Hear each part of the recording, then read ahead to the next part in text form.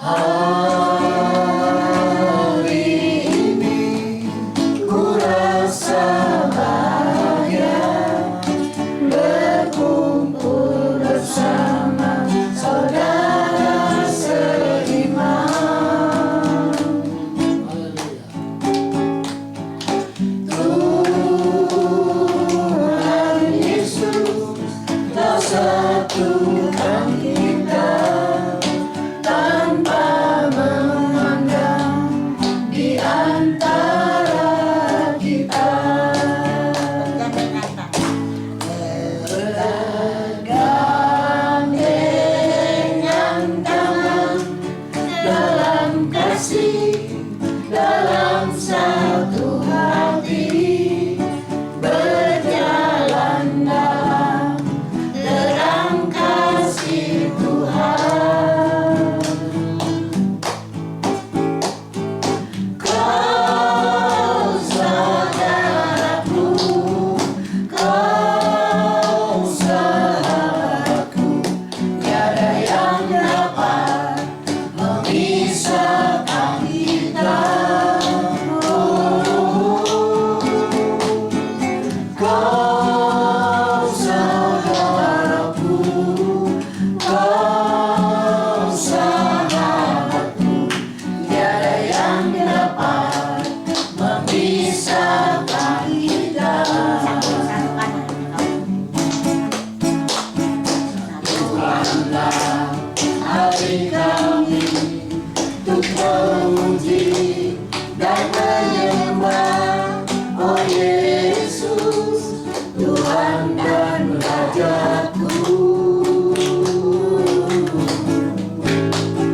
Eratkanlah tali kasih di antara kami semua, oh Yesus, Tuhan dan Rajaku. Bergandengan dalam satu kasih, bergandengan tangan dalam satu iman.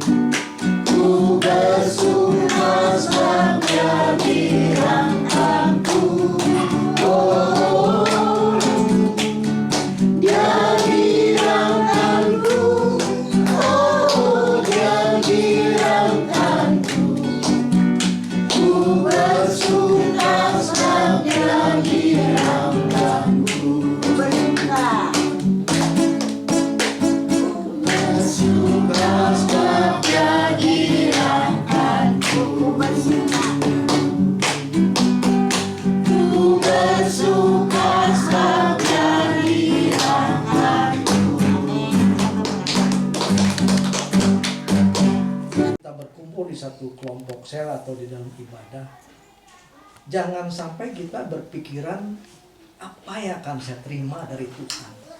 Tetapi sebaliknya kita harus berpikir apa yang bisa saya berikan untuk Tuhan. Itu pelajaran yang saya terima ya. Jadi kebanyakan orang kan datang, saya bakal terima apa nih dari Tuhan ketika kita berkumpul di kelompok sel, ketika kita datang di dalam ibadah, apa nih yang saya terima. Padahal yang Tuhan rindukan adalah apa yang bisa engkau berikan bagiku yang terbaik ya. Jadi lewat kesaksian-kesaksian ini kita belajar berikan yang terbaik bagi Tuhan. Kalau disebut mencari berkat, ya saya alami pernah. Saya juga berkeliling ke tiap gereja atau tiap persekutuan juga. Pertama memang itu, saya akui pertama yang saya cari itu cari berkat dunia. Tapi lama-lama setelah sering sharing apa, saya tuh lebih dikuatkan, lebih mendapatkan lagi bahwa yang saya cari itu bukan hanya apa, jangan hanya berkat itu gitu. Jadi berkat yang lebih besar lagi yang apa, yang Tuhan berikan. Jadi kalau secara ini kita harus lebih mengenal lagi Tuhan. Kalau nggak salah Ibrani 10 ayat 25 itu demikianlah kamu bukan lagi orang asing atau pendatang, melainkan kawan sekerja. Dalam situasi apapun ya Tuhan, kita harus selalu dekat pada Tuhan, jauhkan dari apa, supaya iman kita kuat gitu ya, teguh, tetap teguh. Kita hanya berjalan bersama Tuhan. Kalau ada Tuhan gimana ya? Saya juga nggak mungkin lah manusia ya tanpa Tuhan. Karena Tuhan adalah sang pemelihara, sang kehidupan dan Juru Selamat penebus manusia yang berdosa. Tuhan telah mengorbankan dirinya di kayu salib 2000 tahun yang lalu untuk menebus orang-orang berdosa, sehingga manusia dilayakan gitu ya, untuk hidup bersamanya. Tuhan pasti berharap memimpin dalam setiap kehidupan, karena Dialah yang Immanuel, Allah yang menyertai dan selalu menuntun dalam kehidupan. Bersyukur ya dengan Tuhan. Tuhan selalu pelihara dari hari ke bulan sampai tahun pun Tuhan pelihara ya, tidak akan lepas. Penyertaan Tuhan ada setiap kita melangkah. Amin. Ya. Amin. Waktu itu kan kita ya tentang COVID nih ya. Aku mengalami suamiku, keluargaku tuh semua kena COVID. Anak, mantu, cucu ya, suami. Jika cerita diperiksa ke Kesmas, ternyata kalau diperiksa saya mah negatif. Yang bertiga kena COVID. Aduh, kata saya bingung juga nih COVID. Sedangkan rumah saya lebar sekali ya, alias kecil. Itu tidur yang satu, yang dua di atas, yang satu di bawah. Yang lebih parah kan suami saya ya, yang parah itu yang cari oksigen, aduh kemana-mana nggak ada gitu ya, kosong. Kita pun juga walaupun kita punya uang nggak bisa beli karena kosong gitu ya. Kalian di sini, aku tentunya tidur di tengah-tengah deket kamar mandi kata, aduh jauh katanya teh ya, kata Lilih itu, udah cina kamu yang ngisel atau dari rumah, kamu cina ikut ke siapa dulu, cina. Nggak mungkin, aku harus ninggalin suami, keadaan lagi sakit, ya biarin apalah, kata walaupun apapun yang terjadi pasti Tuhan yang berikan jalan, kata saya gitu ya. Tiap-tiap hari di pinggir jalan, pada suatu hari Tuhan melalui Tuhan Yesus cerita kenikmatannya.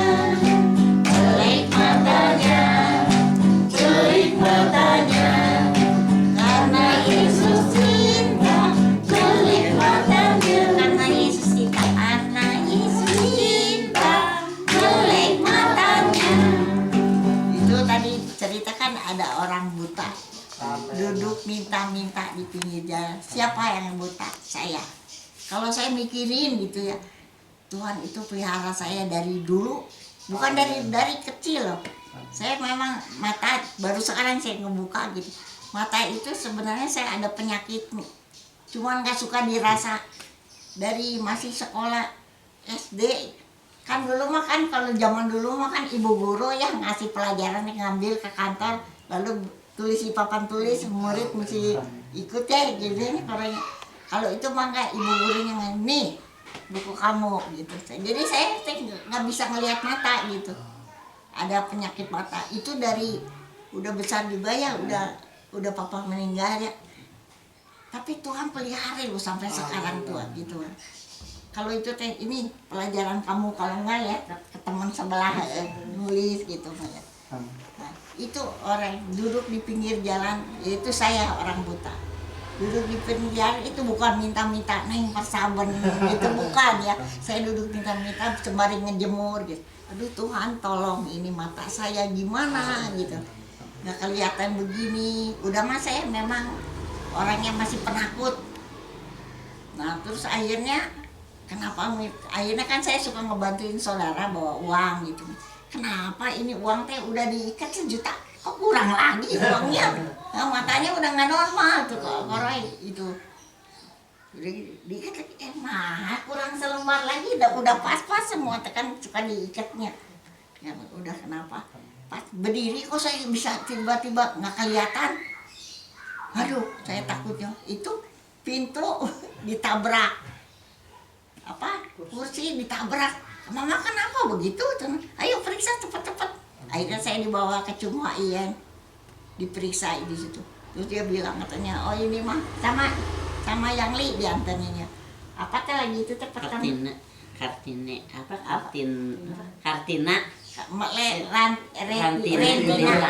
Rentinanya rusak, harus dioperasi. Kan saya orang, dioperasi?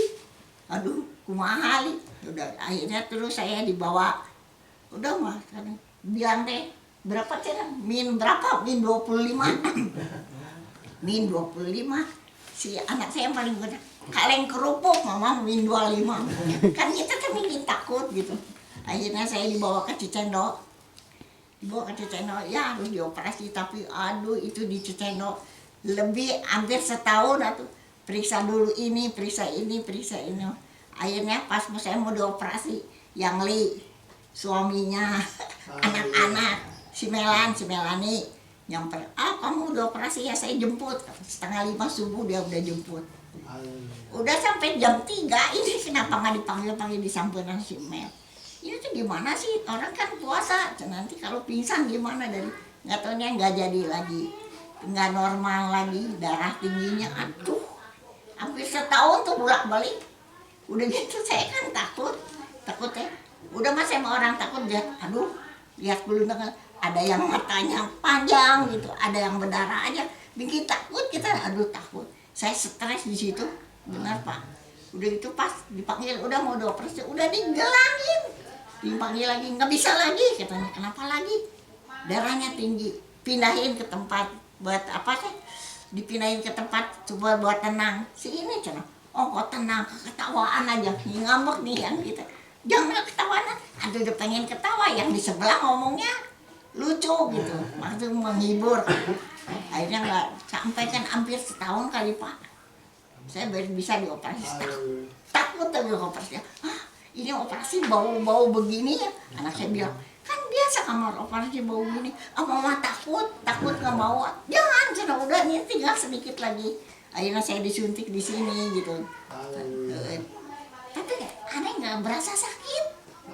Pas itu lihat berdoa ya, nanti kalau udah lampu merah berarti itu operasi mulai. Oh iya pas mulai operasi. Nah di situ ada orang buta karena Tuhan sayang, Tuhan cinta sama saya, sehingga saya bisa melek. Saya nggak kepikirin dari dulu saya sekolah masih ditolong ke depan ke tinggi.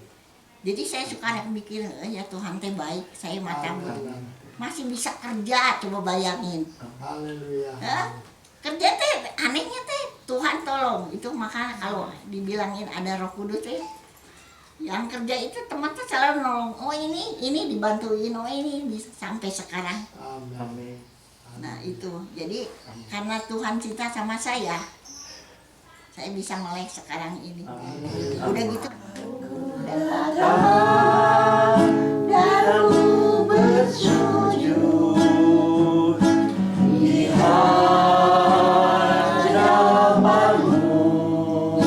ku rasakan indah hadiratmu, dan ku buka mata hatiku dan urut ridhoku untuk menikmati firman-Mu. Firman-Mu yang kuasa untuk mengubah sikap hati. Firman-Mu yang tercatat di saat ku terjatuh. Penuhkanlah bejana-Mu dengan air sungai-Mu. Ku haus akan firman-Mu. Firman-Mu yang kuasa untuk mengubah sikap hati. Firman-Mu yang tegakkan di saat ku terjatuh. Penuhkanlah bejana-Ku dengan air sungai-Mu.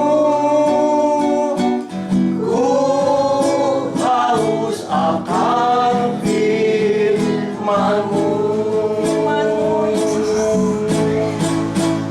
Firman-Mu yang kuasa untuk mengubah sikap hati. Firman-Mu yang terdapat di saat ku terjatuh. Penuhkanlah bejana-Ku dengan air sungai-Mu. Ku haus akan firman-Mu. Haus akan firman-Mu, Yesus. Ku haus akan firman-Mu. Haus, Yesus. Terima kasih ya Bapak, kami bersyukur inilah tanah kami, dengan iman kami berkata bahwa firman itu suatu kehidupan buat kami. Terima kasih Tuhan, melalui firman-Mu ini kami dapat disembuhkan, dapat dikasihi, dapat disayangi. Terima kasih kalau kami sebentar mau mendengar firman-Mu, biarlah firman itu menjadi suatu rema kehidupan, bukan buat kami karya, buat semua yang hadir di tempat ini. Berkati juga Tuhan, berkati juga hamba-Mu yang membawa firman ini. Kau pakai lebih heran lagi. Terima kasih ya Bapak, di dalam nama Yesus kami sudah mau mendengarkan firman-Mu. Amin. Sudah bermurah hati untuk bersekutu di dalam persekutuan kasih karunia. Kita akan mengawali firman Tuhan dengan Ibrani pasal 12 ayat yang kedua. Tolong Bu Lilis bacakan Ibrani 12 ayat yang kedua.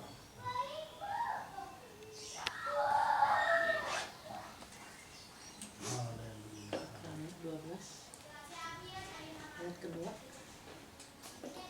Ibrani 12 ayat yang kedua. Marilah kita melakukannya dengan mata yang tertuju kepada Yesus yang memimpin kita dalam iman dan yang membawa iman kita itu kepada kesempurnaan, yang dengan mengabaikan kehinaan tekun memikul salib, ganti sukacita yang disediakan bagi dia yang sekarang duduk di sebelah kanan tahta Allah. Ayat 3, ingat Sudah cukup itu aja. Marilah kita melakukannya dengan mata yang tertuju kepada Yesus. Saudara-saudari, perkenankan saya memperkenalkan persekutuan kasih karunia ini.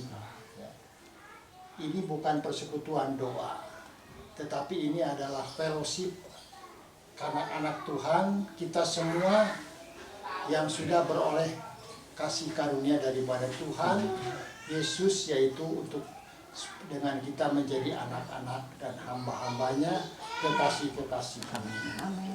Persekutuan kasih karunia ini juga saudara-saudara mempunyai rumah doa.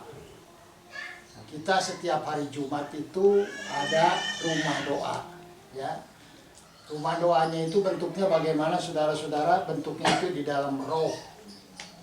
Ya, kita masuk di dalam rumah doa itu melalui HP kita. Ya.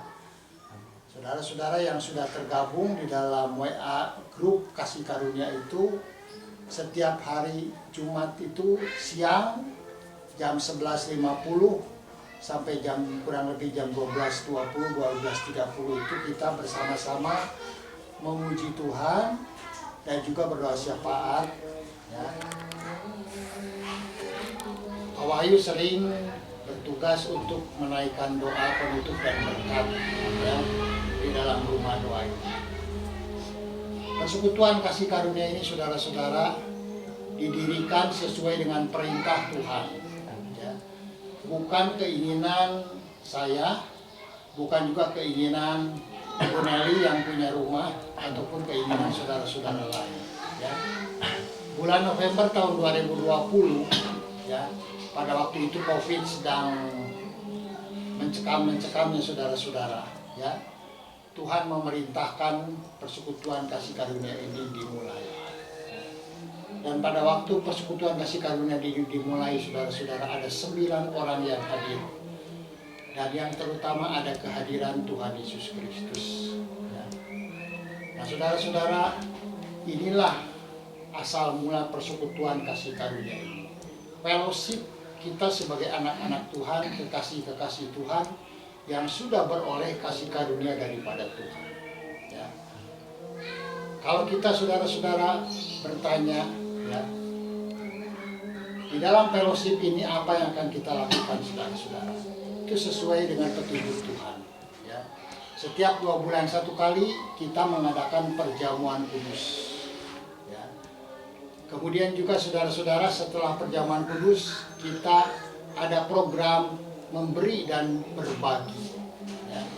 Jadi nanti dari bagian konsumsi, selain menyediakan makanan untuk yang jemaat yang hadir, ya, juga disediakan 10 bungkus, ya. Mau itu nasi goreng atau nasi kuning, apapun juga saudara-saudara, ya. Itu yang akan kita bagikan kepada mereka yang membutuhkannya. Jadi kalau misalnya saya pulang membawa 1 bungkus, ya, saya mencari siapa yang membutuhkan nasi bungkus ini, ya. Mungkin itu katakanlah bapak tukang beca atau bapak yang mendorong gerobak, ya. Jadi bukan saya bawa pulang nasi ini saudara-saudara untuk saya kasih kepada orang di rumah, bukan. Atau untuk saya makan diri sendiri, bukan, saudara-saudara, ya. Nah, semua ini saudara-saudara, tahapan-tahapannya ini saudara-saudara, itu sesuai dengan petunjuk daripada Roh Kudus untuk kemuliaan nama Tuhan Yesus Kristus dan Bapa di surga. Prinsip kita di persekutuan kasih karunia ini saudara-saudara adalah dari kita, oleh kita, untuk kemuliaan Allah Bapa dalam Yesus Kristus dengan pimpinan Roh Kudus dan diterangi oleh kebenaran firman Tuhan. Jadi kalau saudara-saudara, persekutuan kasih karunia masih ada sampai sekarang, dan 3 bulan ke depan itu tepat berusia 4 tahun, itu semua itu karena kasih karunia daripada Allah Bapa, Allah Putra, dan Allah Roh Kudus. Ya. Ibu Nelly sebagai katakanlah salah seorang pengurus kasih karunia, ya, beliau sebagai bendahara, kemudian si Iyao sebagai sekretaris, ya. Itu beroleh kasih karunia daripada Tuhan, saudara-saudara. Ya. Nah, tadi Ciandi bersaksi pada waktu COVID. Ya.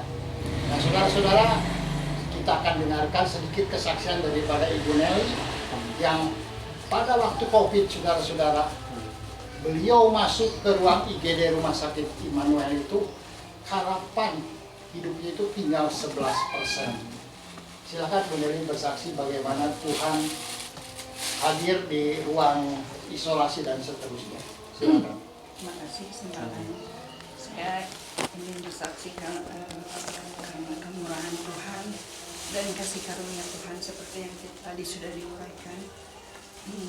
Saya kalau misalnya tidak mendapatkan kemurahan Tuhan saat itu, saya juga udah nggak ketolong karena memang udah parah sekali dan sudah posisi nggak sadar gitu.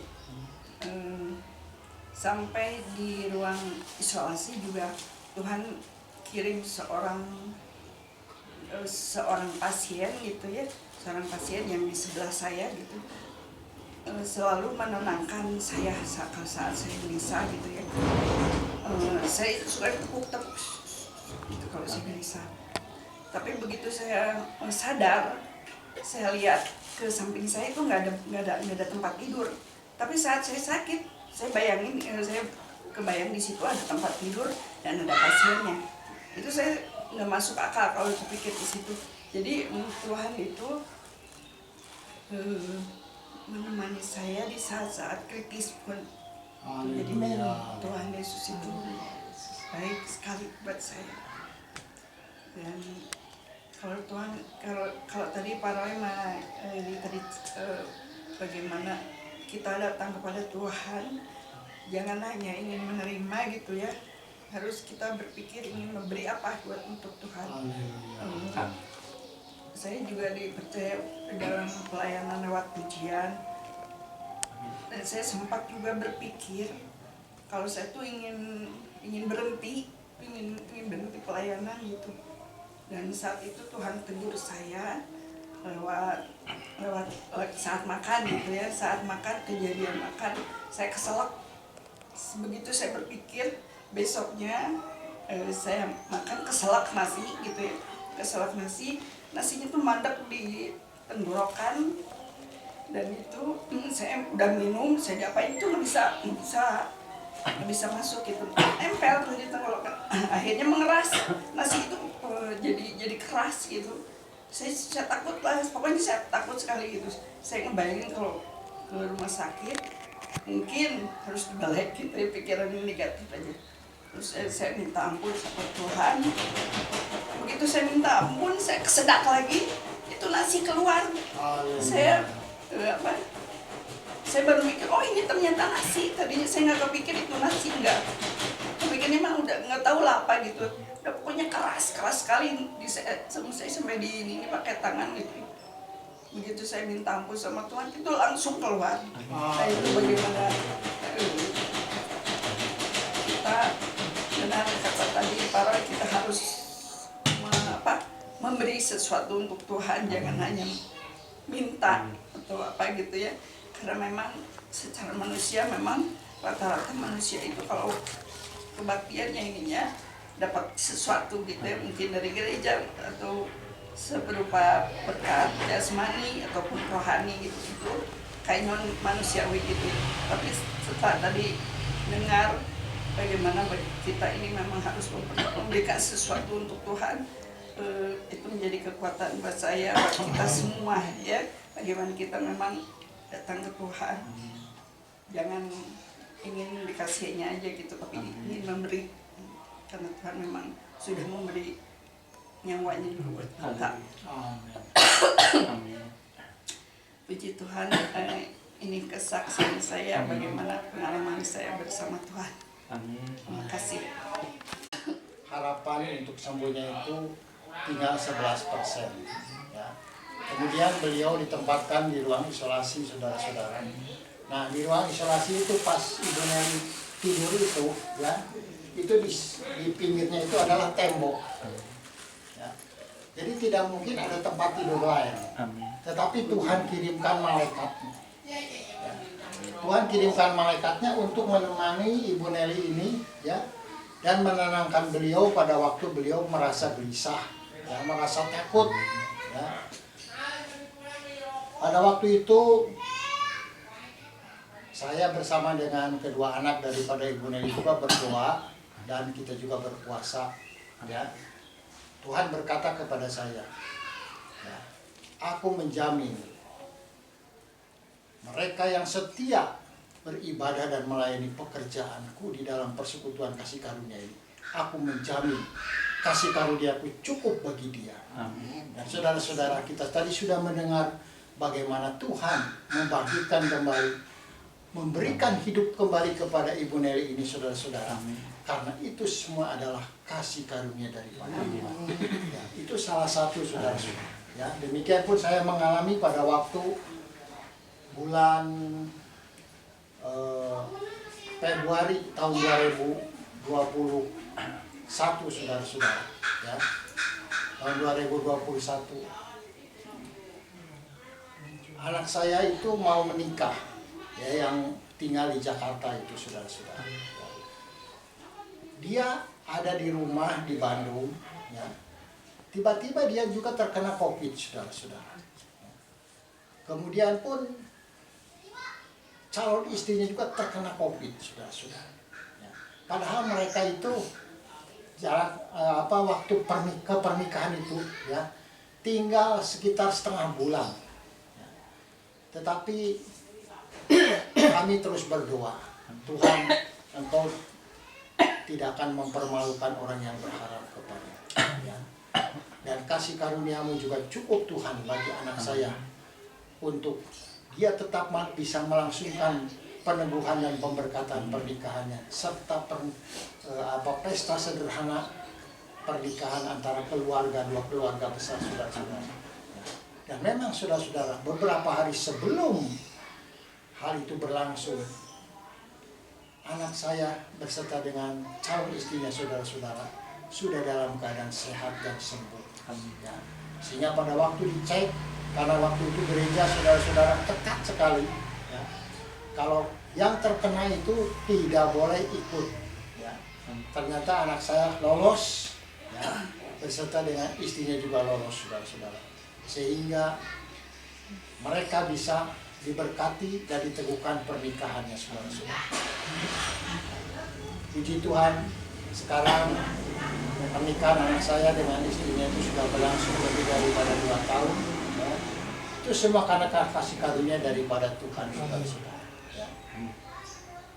Bagaimana kita yang beroleh kasih karunia ini, saudara-saudara, ya, tetap setia walaupun kelihatan, saudara-saudara, pelayanan yang dipercayakan kepada kita itu kelihatannya itu kecil, tidak berarti, saudara-saudara, di hadapan manusia.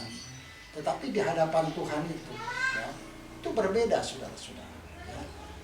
Kita seringkali berpikir, wah, mereka yang dipercayakan ribuan jemaat atau puluhan ribu, saudara-saudara, mereka adalah orang-orang yang beroleh kasih karunia.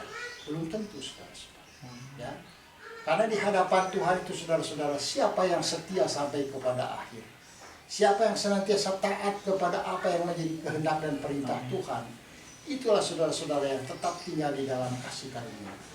Dan siapa yang tetap memprioritaskan Tuhan dan menginginkan Tuhan lebih daripada berkat-berkatnya, seperti tadi disaksikan oleh saudari Lili, saudara-saudara, itulah yang senantiasa berkenan kepada Tuhan. Dan Tuhan pun senantiasa menunjukkan matanya kepada dia. Ya. Nah, saudara-saudara, firman Tuhan pada siang hari ini berkata apa? Marilah kita melakukan dengan mata yang tertuju kepada Yesus. Ya. Di dalam situasi yang kita tidak mengerti sekarang ini, saudara-saudara, ya, mari kita melakukan apa yang dipercayakan oleh Tuhan ini, saudara-saudara. Dengan mata kita ini tidak tertuju kepada siapapun di dunia ini, kepada apapun dan kejadian apapun, saudara-saudara. Tetapi mata kita ini senantiasa tertuju kepada Yesus yang memimpin kita dalam iman, dan yang membawa iman kita itu saudara-saudara kepada kesempurnaan. Saudara-saudara, dalam masa-masa kedatangan Tuhan yang sudah semakin dekat ini, ya, kita sebagai anak-anak Tuhan itu mengalami pemurnian, mengalami penyucian, dan kita juga saudara-saudara diuji melalui berbagai situasi dan kondisi, kejadian peristiwa. Di dalam satu pertemuan Tuhan dengan salah seorang hamba-Nya,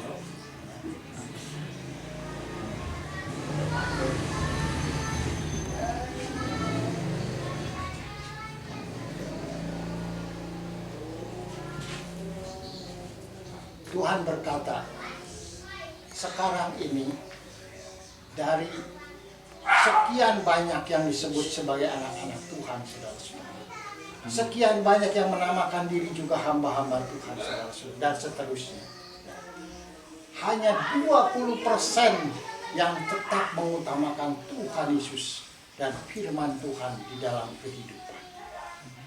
Yang senantiasa memprioritaskan Tuhan Yesus, saudara, sekarang ini cuma tinggal 20%. Betapa kecilnya saudara-saudara dibandingkan dengan yang 80% itu, saudara-saudara. Nah, kita bertanya yang 80% itu apa yang mereka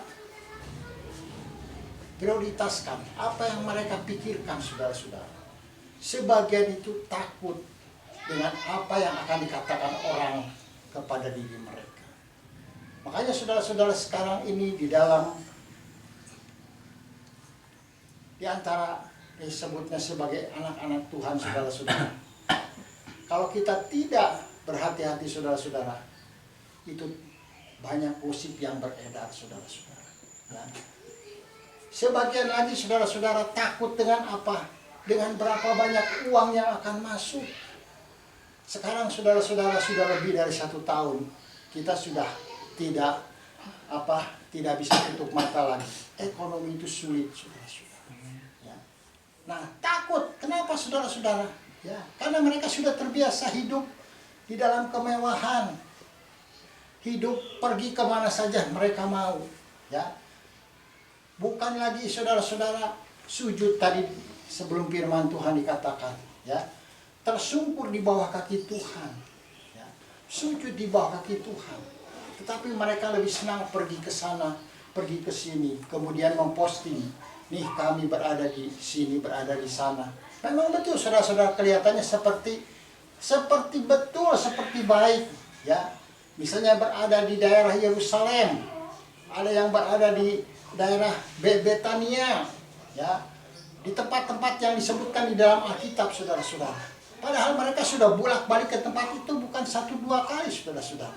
Ya, seorang hamba Tuhan, saudara-saudara, di Amerika yang bernama David Wilkerson, ya, dia itu mempunyai pekerjaan apa? Mendirikan gedung-gedung, saudara-saudara. Ya, dia terbiasa mendirikan gedung untuk anak yatim piatu, untuk orang tua, ya, untuk orang-orang yang tidak punya tempat tinggal, saudara-saudara. Tetapi sebelum tahun 2000, Tuhan berkata apa? Berhenti. Kamu jangan lagi mendirikan gedung-gedung. Sekarang saatnya membangun tubuh Kristus. Jadi bukan lagi, saudara-saudara, sekarang ini Tuhan itu tidak lagi memerintahkan untuk mendirikan gedung-gedung. Karena gedung-gedung gereja, saudara-saudara, sekarang ini hampir 90% itu di hari-hari biasa itu kosong. Ya. Di depan kantor adik saya, saudara-saudara, di depan kantor adik ipar saya, itu ada gedung gereja, saudara-saudara. Ya. Itu bisa disebut tuh kalau tidak ada kegiatan itu kosong. Ya. Dan saya pernah keliling ke gereja-gereja, gedung-gedung gereja, saudara-saudara. Ya. Menyedihkan, saudara-saudara. Tidak ada aktivitas, tidak ada ibadah, kosong. Dan saya bertanya, di manakah yang disebutnya hamba-hamba Tuhan full timer? Kenapa rumah-rumah Tuhan dibiarkan kosong?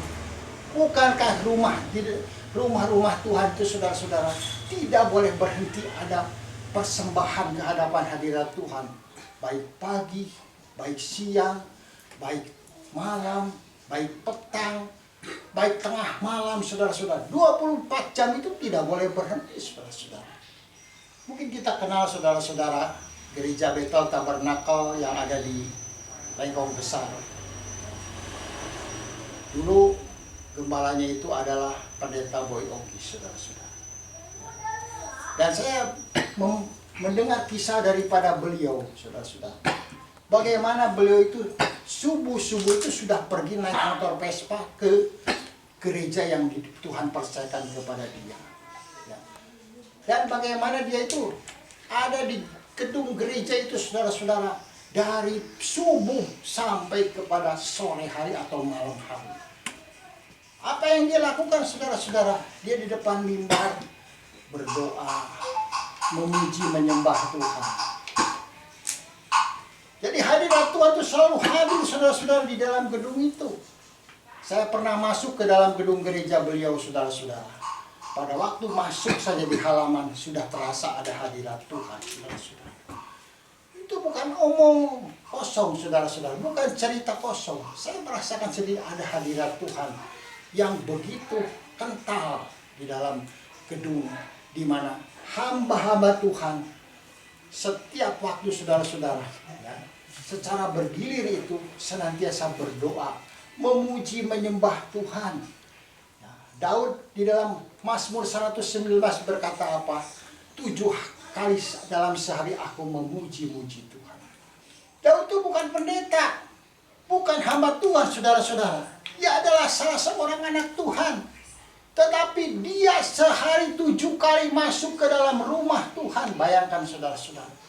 Ya.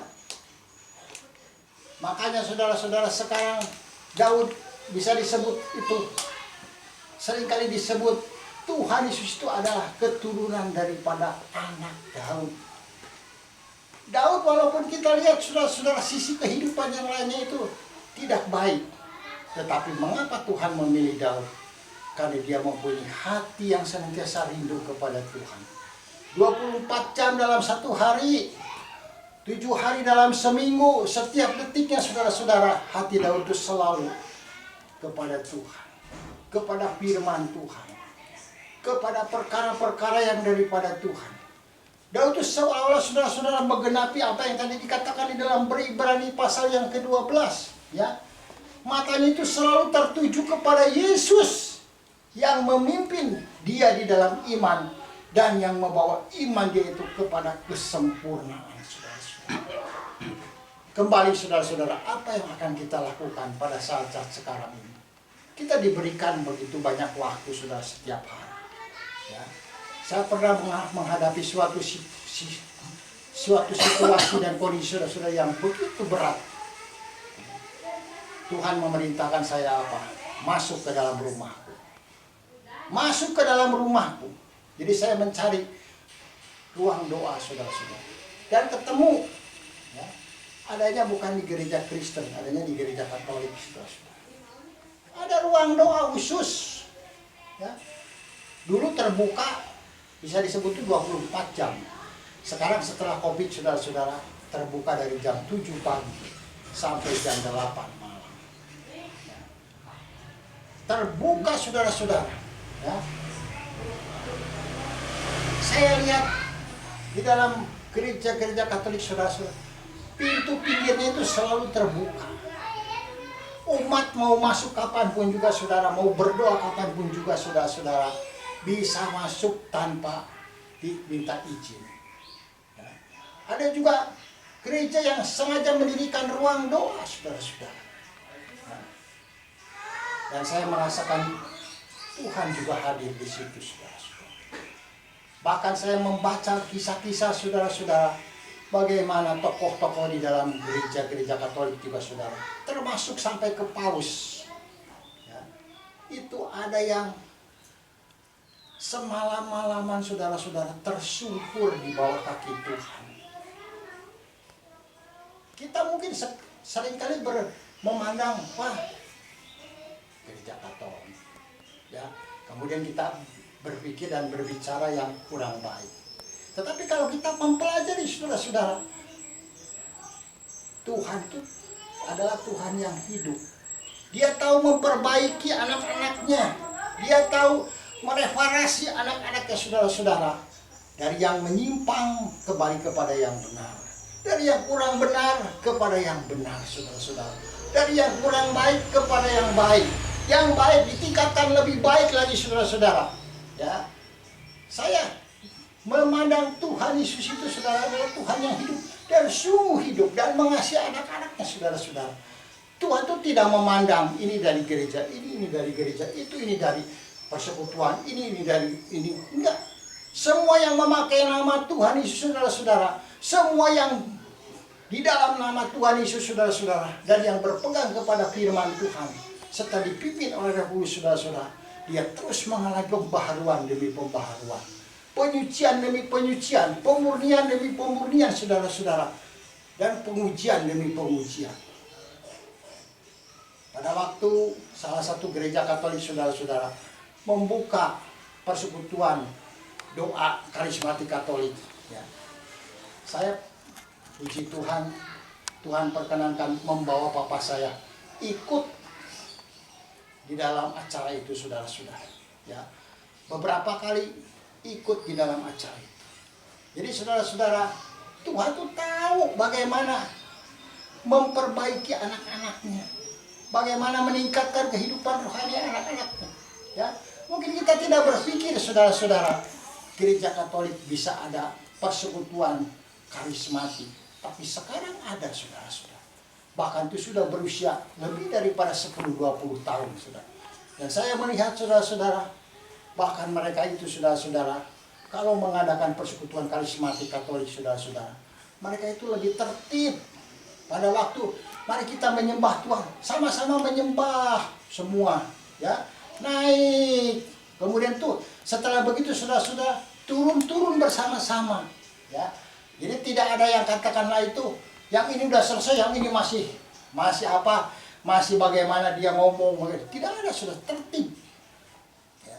Dan saya membaca juga mempelajari saudara-saudara, ternyata Tuhan itu mempergunakan seorang imam yang dulunya itu beragama Konghucu, dan dia itu saudara-saudara dipakai Tuhan untuk membangkitkan persekutuan karismatik di gereja Katolik saudara-saudara.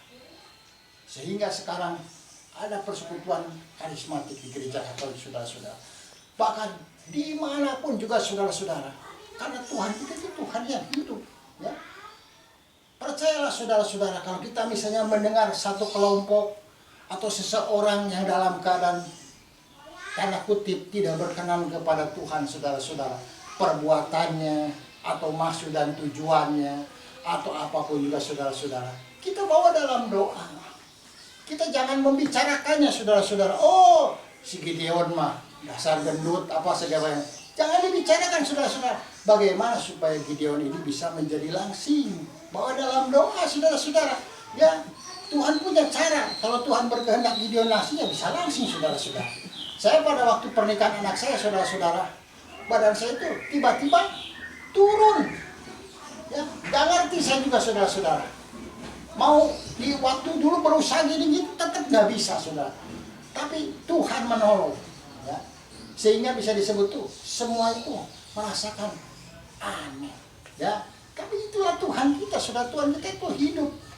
Kalau kita percaya dengan sungguh saudara-saudara, tidak ada yang mustahil. Ya. Nah saudara-saudara, kalau misalnya sekarang kita ada di dalam persekutuan kasih karunia, dan mungkin kita bertanya juga saudara-saudara, mengapa di dalam persekutuan ada persembahan? Ya, persembahannya pakai amplop. Ya, kenapa pakai amplop saudara-saudara? Supaya merasa lebih terhormat, supaya merasa lebih dihargai saudara-saudara. Ya, dan persembahan ini saudara-saudara kembali kepada prinsipnya apa? Untuk membiayai apa yang kita nikmati pada saat ini, dari mulai snack, dari mulai buah-buahan, nanti kita makan siang bersama saudara-saudara, ya. Itu semua itu dari kita, oleh kita, untuk kemuliaan Allah Bapa dalam Yesus Kristus, dengan pimpinan Roh Kudus dalam terang firman Tuhan.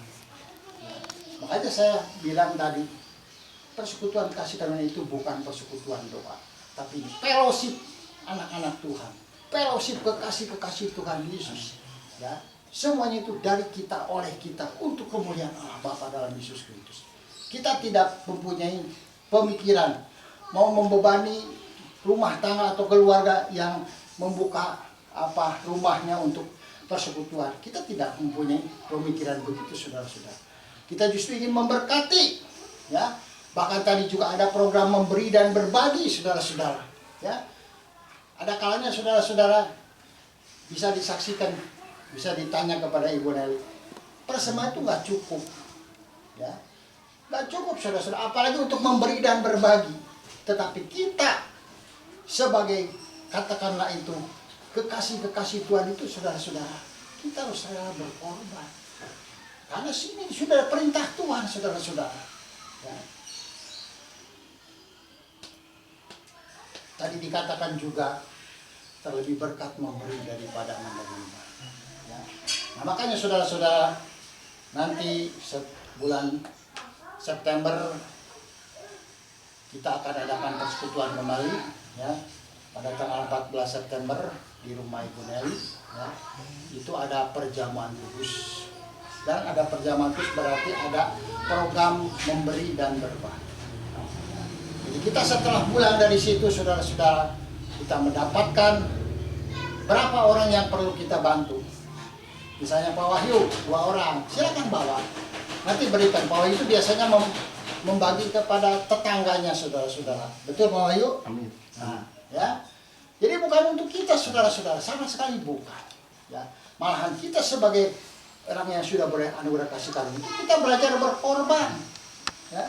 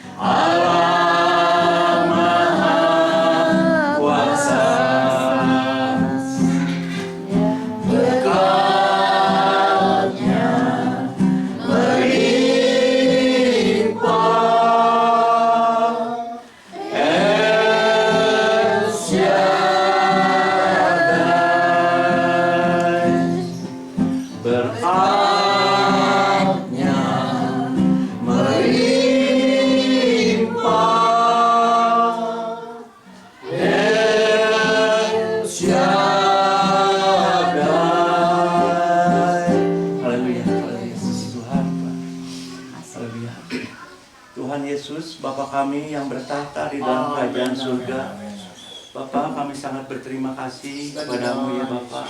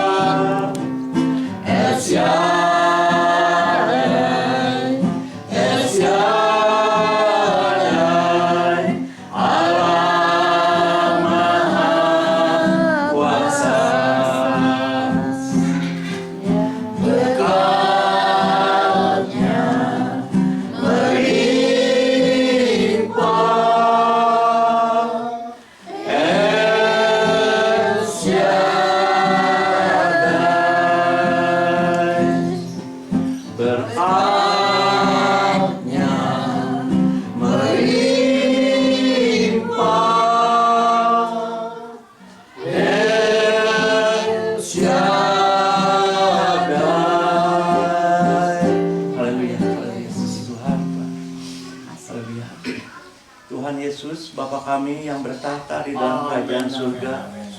Bapa, kami sangat berterima kasih kepadamu ya Bapa, karena pada siang hari ini kami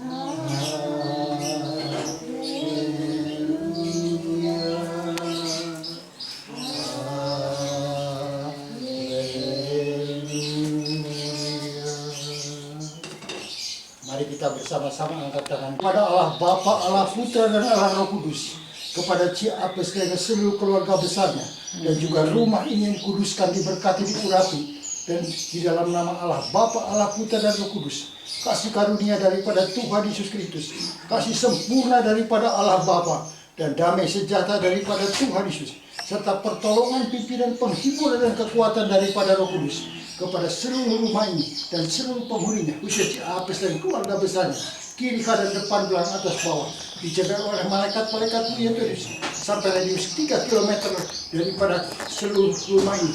Kau kelilingi Tuhan dengan kereta berapi Tuhan, diberkati di dalam nama Bapa, Putra, Kudus, dengan kehadiran hadiratmu, ditutup dibungkus oleh darah Tuhan Yesus. Dari sekarang sampai selama-lamanya, biarlah Bapa, Putra, dan Kudus menjadi kepala, menjadi raja dan penguasa di dalam keluarga Iman Ciapi dan di dalam seluruh keluarga besarnya, dari sekarang sampai selama-lamanya.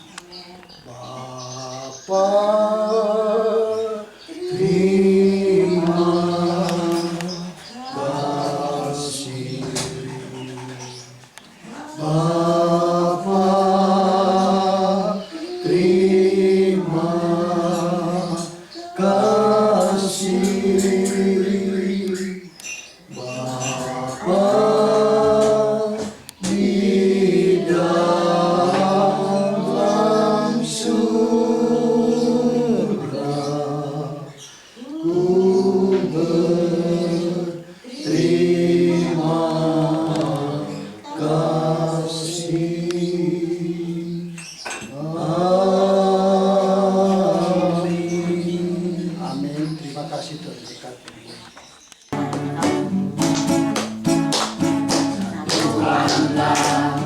Hati kami untuk memuji dan menyembah, oh Yesus, Tuhan dan Rajaku. Eratkanlah tali kasih di antara kami semua, oh Yesus, Tuhan dan Rajaku. Bergandengan dalam satu kasih, bergandengan dalam satu iman, saling mengasihi di antara kami, keluarga